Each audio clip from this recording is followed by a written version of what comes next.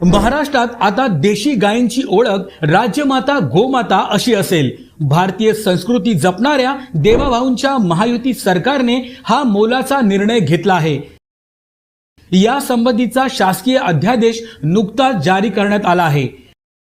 महाराष्ट्रात देशी गायींच्या संख्येत वाढ करून त्यांचं संवर्धन करण्याच्या दृष्टीने देशी गायींच्या पालन पोषणासाठी पशुपालकांना प्रेरित करण्यासाठी हा महत्त्वाचा निर्णय घेण्यात आला आहे। राज्यात देशी गायींच्या संवर्धनासाठी प्रति गाय प्रतिदिन 50 रुपये अनुदान देण्यात येईल।